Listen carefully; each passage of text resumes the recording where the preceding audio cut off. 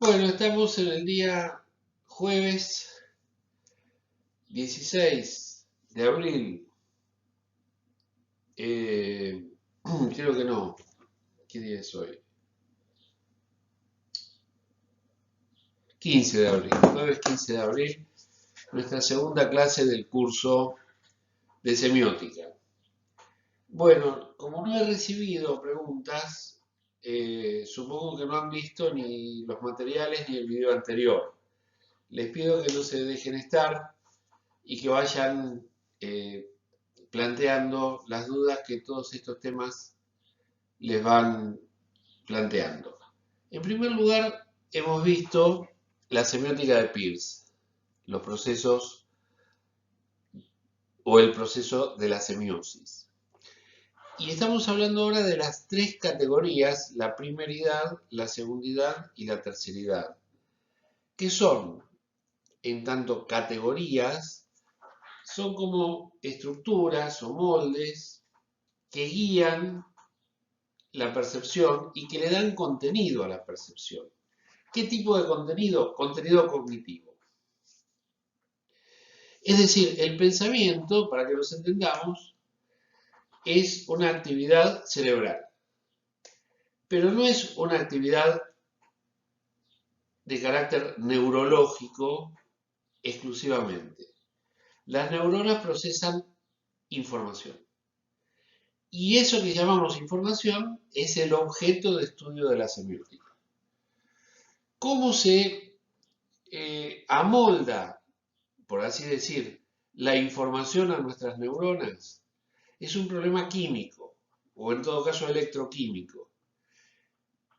Pero lo que sí sabemos es que el sentido que tiene la información no es un problema químico, es un problema semiótico.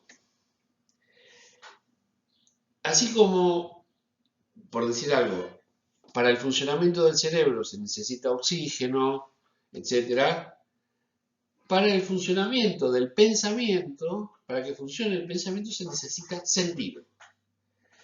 Y el sentido tiene tres grandes categorías, como, así como el oxígeno es un elemento, no es el único elemento vital, se necesita, bueno, el aire, que tiene un componente de oxígeno, otro de nitrógeno, etcétera. Bueno, esos componentes químicos podríamos asimilarlos a las categorías semióticas, que dan, por así decir, la base al sentido. La primera es la primera de las categorías es la primeridad. La segunda es la segundidad. Para ver lo que es la primeridad, el video anterior. Para ver lo que es la segundidad, este video. Y espero poder avanzar hasta la terceridad. Hemos dicho que las categorías son modos de ser.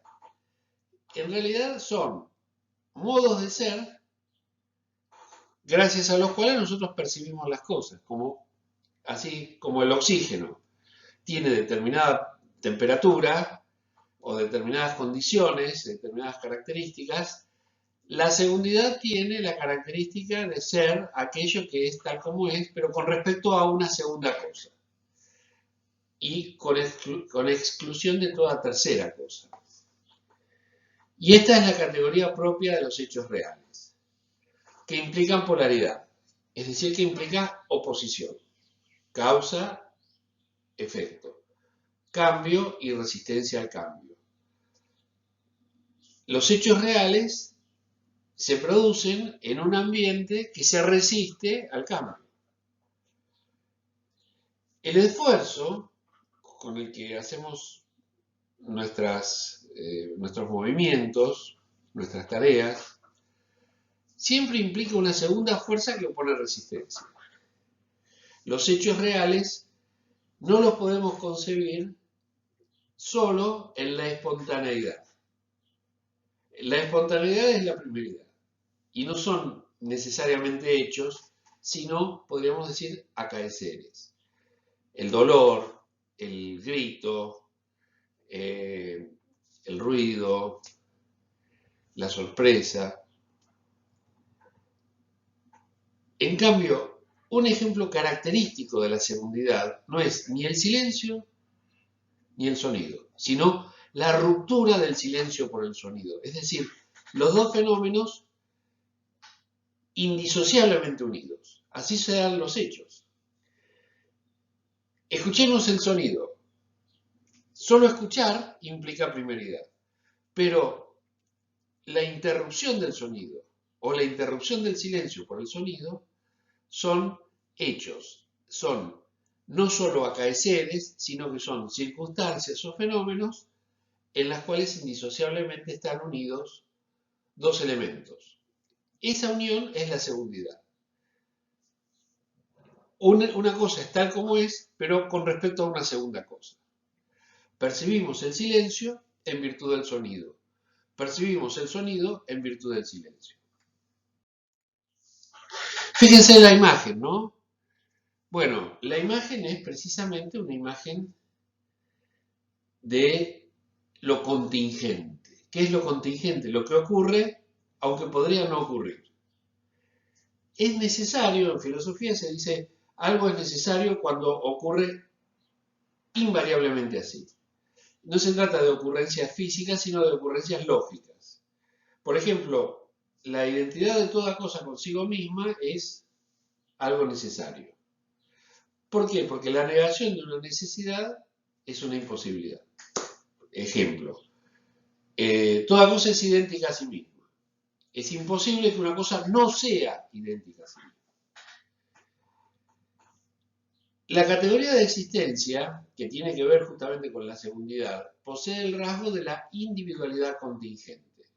De lo que ocurre, piensen en esta fotografía, pero podría no ocurrir. Y de hecho, ocurre la fotografía, pero no ese fenómeno, ese freak, ese monstruo que vemos con los ojos puestos en sus manos. Nuestro propio modo de existir, de sentir, la acción de los hechos externos resistiéndose a nuestra voluntad y no solo es sentir, también es tener conciencia de lo que nos rodea por medio de nuestra propia acción sobre los objetos y sobre los hechos. Esa conciencia de la resistencia como algo opuesto a nuestra voluntad es la segundidad. Veamos otros ejemplos. La distancia entre ese instante de primeridad, por ejemplo, cuando oímos el estrépito, el grito, y la segundidad, es a partir de la serie de sucesos que vamos percibiendo y viviendo como experiencia. Oímos el grito y lo atribuimos, por ejemplo, al llanto de un niño repentino. Bueno, ¿con qué lo están asociando? Fundamentalmente lo están asociando con, por ejemplo, un susto. Es decir, el susto es la causa, el grito, ¿sí?, sería la consecuencia o el efecto. Lo que nos pone en el ámbito de la segundidad es una de las tantas combinaciones. Por ejemplo, entre la relación de nuestra presencia física, nuestra capacidad de observar y la concentración ante la sucesión de los hechos. Esto es la segundidad. El definirnos o el sentirnos, el concientizar las cosas que pasan frente a nosotros como una consecuencia, o sea, concientizar nuestra existencia como consecuencia de las cosas que pasan frente a nosotros. No solo vemos lo que pasa, sino que también cobramos conciencia de que estamos ahí viendo lo que pasa. Mientras que la primeridad nos sorprende, es la categoría de la sorpresa, la segundidad acumula estados, nociones y actitudes que provocan la diferencia de categorías. Veamos este ejemplo de una obra o de una película, o incluso de una conversación. No recordamos la obra entera cuando la relatamos. La experiencia se sostiene en aquello que entendemos sin todavía ponerle nombres definidos, sino como experiencias transmisibles. Nos queda de la obra una sensación, no la acumulación exacta de estados, nociones y actitudes, sino una suerte de decantación, una suerte de elaboración, de apropiación.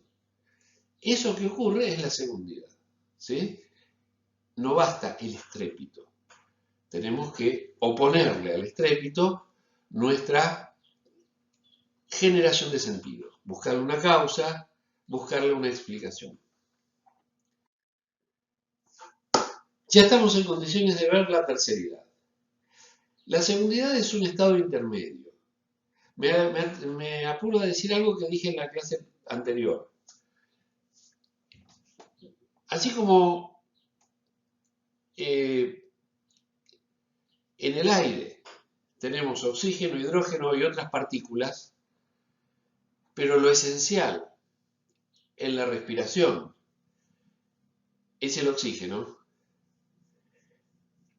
En el sentido, es decir, en el proceso de la semiosis, en el pensamiento, hay partículas, hay nitrógeno, hay oxígeno. Lo esencial es la terceridad. ¿Por qué? Porque el proceso de semiosis no es un proceso individual, es un proceso social, o en todo caso un proceso colectivo o supraindividual. La definición de estas palabras es siempre problemática, pero bueno, quedémonos con esto y listo, ¿sí? Social, colectivo o supraindividual son como sinónimos para nuestro caso. Es decir, para que exista el pensamiento, tiene que haber reglas sociales. ¿Qué sería de la vida de un individuo sin vida social? Bueno, se han hecho muchas experiencias, los llamados niños lobos, o las personas profundamente discapacitadas que se desarrollan sin movilidad, sin audición, a veces sin vista también. ¿Cómo se desarrollan sus procesos semióticos? Bueno, la extrema solitariedad, lo que se llama el niño lobo, que vive criado por lobos o criado en la selva, vaya uno a saber cómo.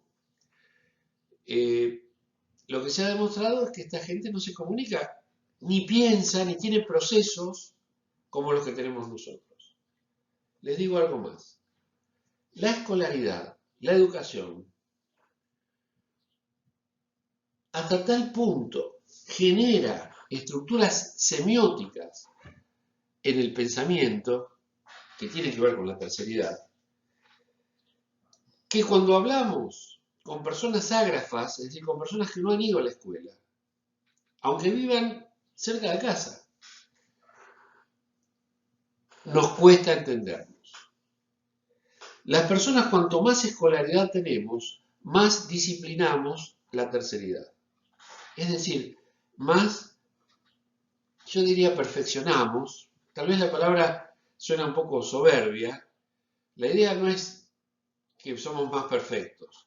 La idea es que somos más precisos, porque precisamente lo que supone la terceridad es un universo muy estricto de restricciones. Porque la terceridad tiene que ver con la ley. Y la ley tiene que ver con la prohibición. Lamentablemente. La ley tiene que ver con la prohibición. Por supuesto que gracias a esa prohibición nosotros tenemos derechos, ¿sí? De reclamar a los otros un comportamiento que no nos dañe. No quiero entrar en filosofía del derecho, pero como ven, tocamos todos los temas concernientes a la vida social, a la convivencia, al respeto, al daño, a la protección. Todo esto es una estructura semiótica que fue concebida socialmente, no individualmente. Fíjense que las religiones monoteístas lo primero que hacen es atribuirle a un individuo, aunque no sea humano, un individuo suprahumano que sería Dios, la construcción de las leyes, de los mandamientos.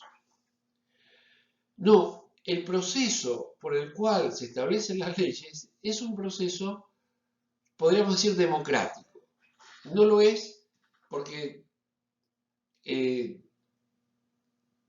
la sociedad no es igualitaria, pero sí es social, sí es colectivo, en tanto en cuanto las mentes, lo que nosotros vamos a llamar los agentes semióticos, se van conformando a lo largo de los años, más o menos dentro de la misma educación, ya sea formal, a través de la escuela, ya sea episódica, a través de las actividades sociales, el deporte, bueno, la religión, las modas, el entretenimiento, o a través del arte, ¿sí?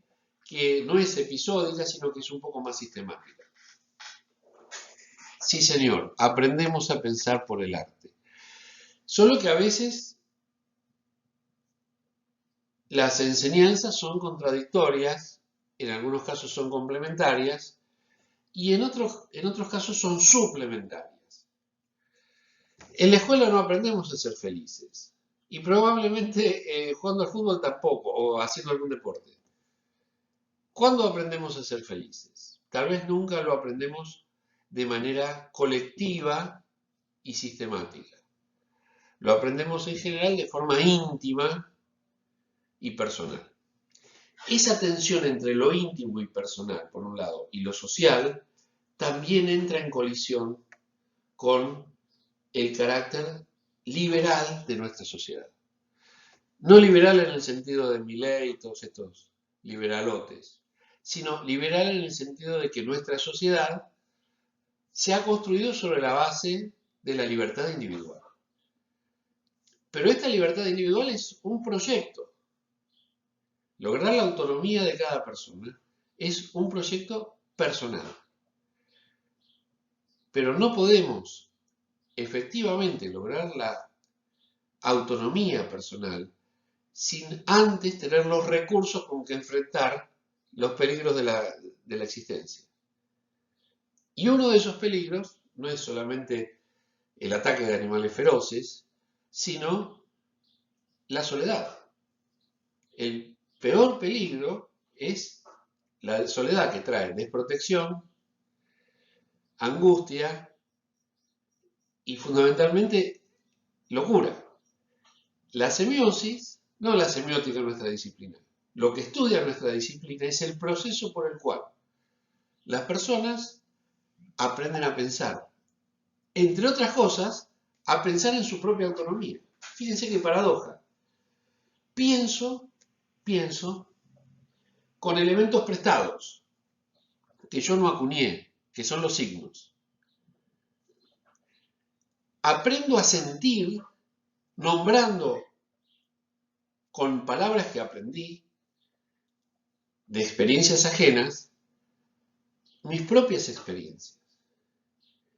Y mi proyecto tiene que ser lograr mi propia autonomía a través de esos elementos que me vienen dados. Por eso es tan importante el arte. Entre otros, el teatro.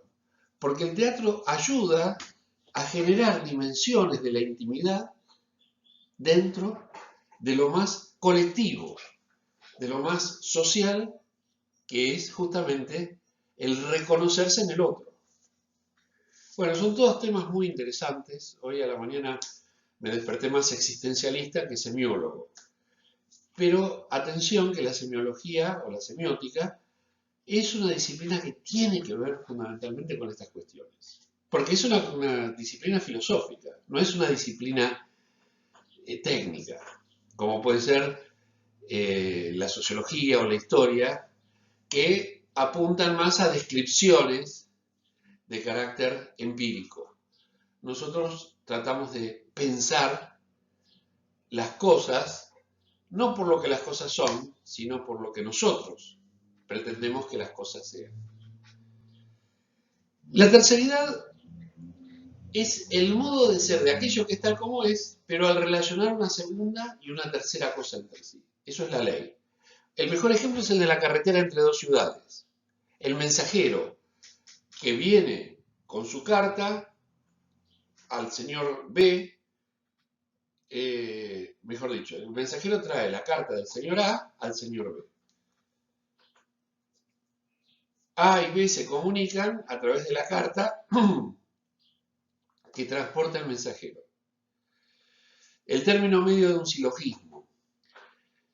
Por ejemplo, todos los hombres son mortales, Sócrates es hombre, este es el término medio. ¿Sí? El término medio es hombre, por lo tanto, Sócrates es mortal. El término medio no está en la conclusión del silogismo. Sin embargo, sin el término medio sería imposible llegar a la conclusión de que Sócrates es mortal. Sabemos que todos los hombres son mortales. Sabemos que Sócrates es hombre. Por lo tanto, sabemos que Sócrates es mortal. Término medio, el concepto de hombre. La seguridad es el hecho bruto. Lo que ocurre, digamos, tiro la piedra, rompo el vidrio. Pero cuando aparece una razón o una ley que lo explica, aparece la terceridad. ¿Sí?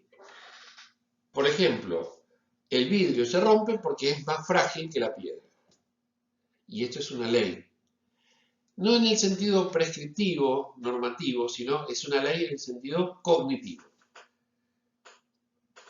Explico el hecho A través de una ley abstracta.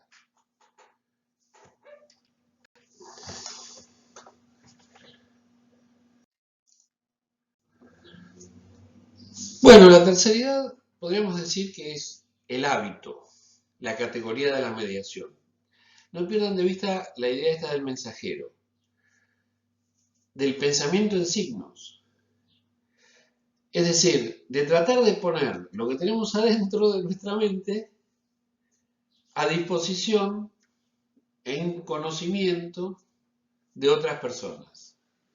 Y para eso necesitamos del mensajero, digamos, de alguien que oficie de mediador entre nuestras ideas y las ideas de los otros. Entonces, la terceridad es el medio por el cual representamos e interpretamos el mundo. Por eso es que es como el oxígeno, y que es como el aire. Está el oxígeno, está el nitrógeno, etc. Pero nosotros cuando pensamos desde la terceridad. Los ejemplos que estamos viendo de primeridad y segundidad son, podríamos decir, cristalizaciones, las fotos de una película que siempre está rodando. Y la película rodando es el pensamiento. Entonces, la terceridad es la categoría del pensamiento, es la categoría del lenguaje, de la cultura. Estamos instalados en esta categoría. ¿Cómo se llega a esta categoría? Por medio de las otras dos.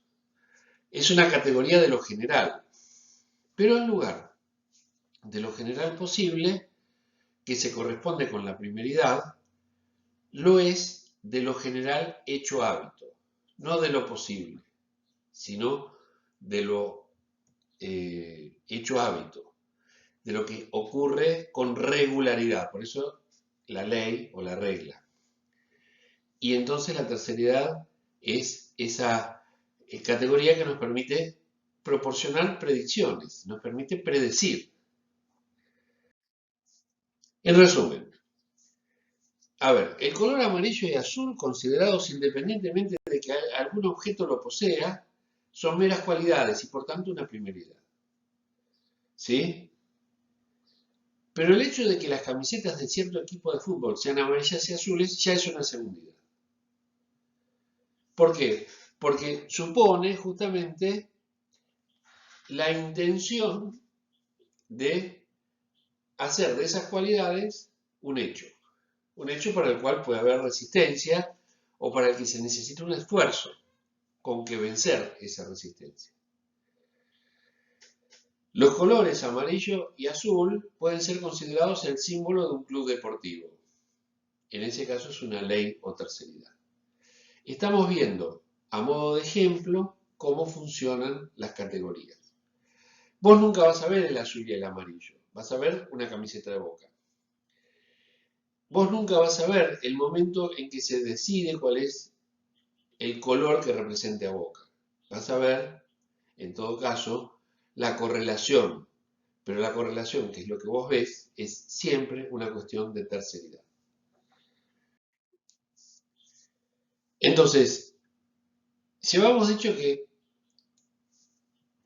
la experiencia,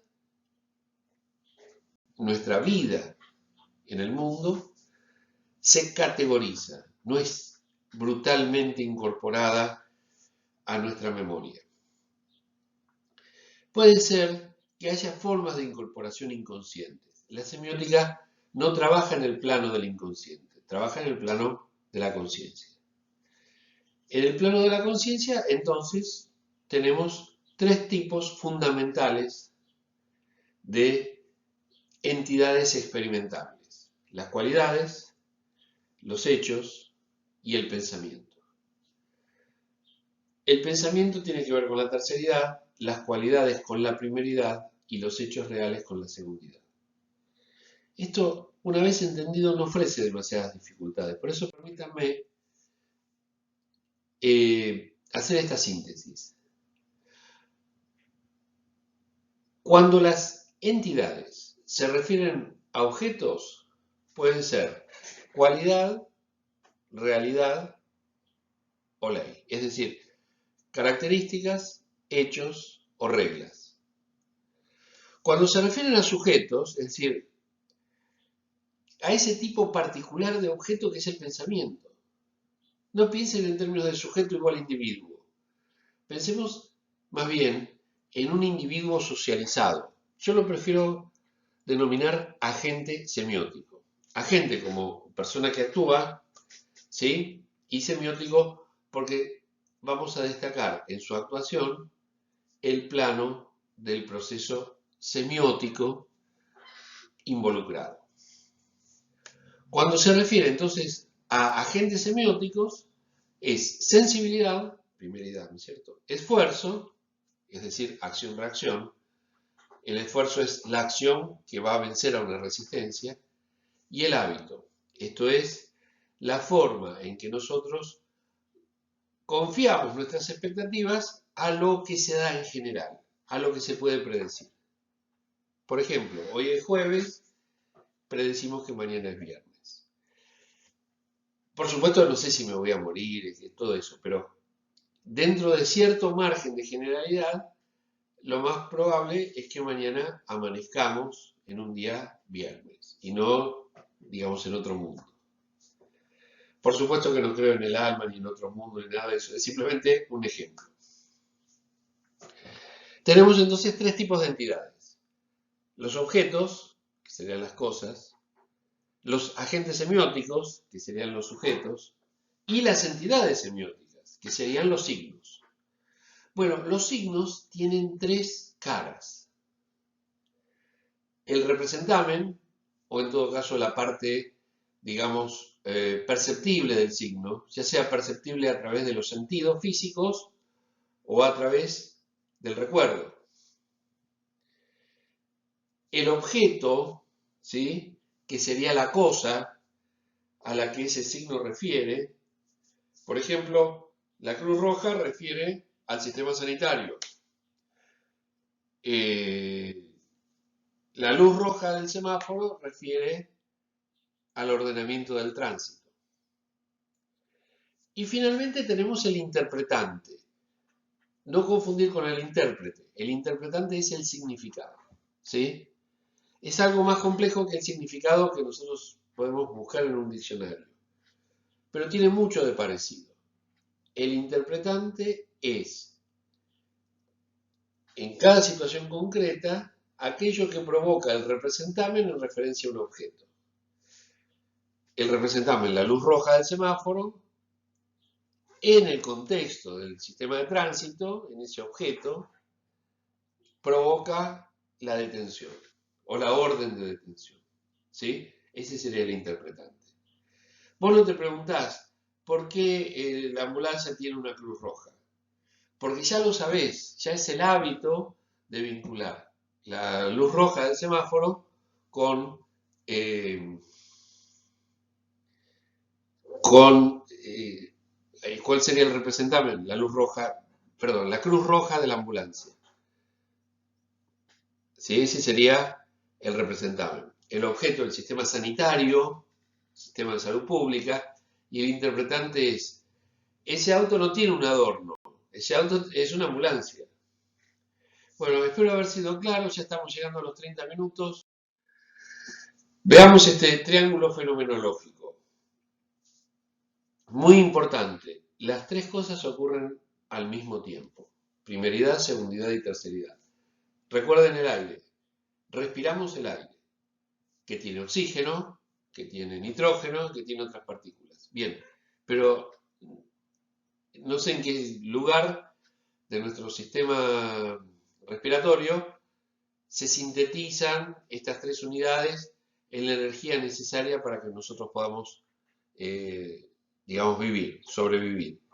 Bueno, en el pensamiento se vincula la ley, los hechos y fundamentalmente las cualidades.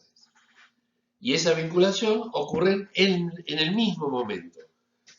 Lo que hacemos en las clases de semiótica es dejar de ser agentes semióticos para convertirnos en analistas semióticos. Si me permiten esta metáfora, es como si nosotros en una clase de anatomía tomáramos un muñeco y un muñeco construido con todos los elementos parecidos a los del cuerpo humano y viéramos cómo interactúan por su posición, por su tamaño, etc., sin necesidad de tomar un cuerpo vivo o un cuerpo muerto para llevar a cabo el mismo estudio. En la semiosis, el agente semiótico que quiere ser analista semiótico se ve obligado a buscar un muñeco. Y el muñeco es el ejemplo que pone el profesor de semiótica para analizar semióticamente los procesos que se dan de manera espontánea entre nosotros, como agentes semióticos. En estas clases nos convertimos en analistas semióticos.